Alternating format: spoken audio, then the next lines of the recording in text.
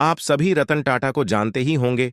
वे भारत के बिजनेसमैन और सबसे बड़े दानवीर हैं। आज आपको रतन टाटा के जीवन के बारे में बताऊंगा।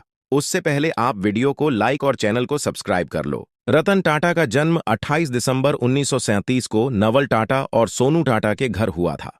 उनका एक भाई जिमी और एक सौतेला भाई नोएल टाटा है।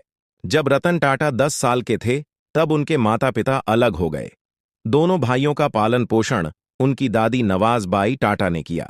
उनकी शुरुआती स्कूली शिक्षा मुंबई के कैंपियन स्कूल और जॉन कॉनन स्कूल में हुई। उन्होंने कॉर्नेल यूनिवर्सिटी यूएसए से स्ट्रक्चरल इंजीनियरिंग के साथ आर्किटेक्चर में अपनी डिग्री प्राप्त की। 1975 में उन्होंने हार्वर्ड बिजनेस स्कूल में एक उन्नत प्रबंधन कार्यक्रम पूरा किया। 1962 में वे टाटा सन्स में शामिल हो गए, जहां उन्होंने फ्लोर पर काम किया। यह एक कठिन और थका देने वाला काम था, लेकिन उन्होंने पारिवारिक व्यवसाय के बारे में अनुभव और समझ हासिल की।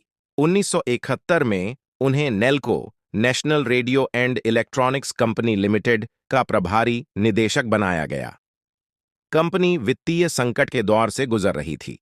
रतन टाटा ने बेहतर उपभोक्ता इलेक्ट्रॉनिक्स डिवीजन बनाने के लिए कड़ी मेहनत की, लेकिन आर्थिक मंदी और यूनियन के मुद्दों के कारण वे सफल नहीं हो पाए। 1977 में उन्हें एम प्रेस मिल्स में स्थानांतरित कर दिया गया, जो टाटा समूह की एक और संघर्षरत इकाई थी। उन्होंने मिल के पुनरुद्धार के लिए एक योजना बनाई, लेकिन कंपनी के अन्य अधिकारियों ने इसे अस्वीकार कर दिया और मिल को बंद कर दिया गया। रतन टाटा को फिर से टाटा इंडस्ट्रीज में स्थानांतरित कर दिया गया। 1991 में जेआरडी टाटा ने रतन टाटा को टाटा समूह का अध्यक्ष नियुक्त किया। जिम्मेदारियों को संभालने की उनकी क्षमता को लेकर चिंता के बीच अन्य अधिकारियों की ओर से आपत्तियां थीं। टाटा समूह के शीर्ष पर आने के बाद रतन टाटा ने संगठन की समग्र स्थिति में सफलतापूर्वक सुधार किया। उन्होंने प्रभाग के प्रबंधन और दृष्टिकोण को संशोधित किया और लाभांश बढ़ाने में भी कामयाब रहे। इस अवधि के दौरान वे व्यापार और उद्योग पर प्रधानमंत्री की परिषद के सदस्य भी थे।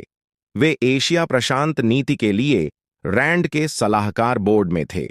वह भारत के एड्सफेल कार्यक्रम के एक सक्रिय सदस्य हैं।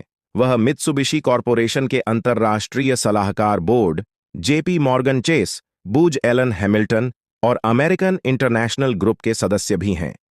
दिसंबर 2012 में अपने 75वें जन्मदिन पर रतन टाटा ने टाटा समूह के अध्यक्ष पद से इस्तीफा दे दिया। शापूरजी पल्लौंजी समूह के प्रबंध निदेशक साइरस मिस्त्री टाटा समूह के नए अध्यक्ष बने। उन्होंने अक्टूबर 2016 से फरवरी 2017 तक अंतरिम अध्यक्ष के रूप में कार्य किया। सेवानिवृत्ति के बाद भी वे पीछे नहीं हटते, क्योंकि वे अभी भी नए आशाजनक व्यावसायिक उपक्रमों में सक्रिय रूप से निवेश करते हैं। वे एक समर्पित परोपकारी व्यक्ति हैं और देश में विभिन्न धर्मार्थ कार्यों में महत्वपूर्ण योगदान देते हैं। रतन टाटा की सफलताएं। टाटा समूह के चेयरमैन के रूप में उन्होंने कंपनी को ऐसी ऊंचाइयों पर पहुंचाया कि इसे अंतर्राष्ट्रीय स्तर पर प्रतिष्ठित मान्यता मिली।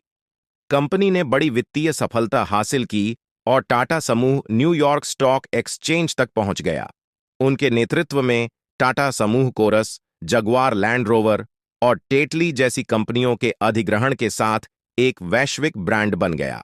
टाटा नैनो और टाटा इंडिका ऑटोमोबाइल की कल्पना और निर्माण उनके नेतृत्व में किया गया था। एक प्रमुख परोपकारी व्यक्ति के रूप में उन्होंने अपने हिस्से का 65% से अधिक हिस्सा धर्मार्थ ट्रस्टों में निवेश किया है। उनके जीवन का एक प्रमुख लक्ष्य भारतीयों को बेहतर जीवन स्तर प्रदान करना और मानव विकास सुनिश्चित करना है। अब फिर मिलेंगे आपको अगली वीडियो में। वीडियो को लाइक और चैनल को सब्सक्राइब कर लो। धन्यवाद।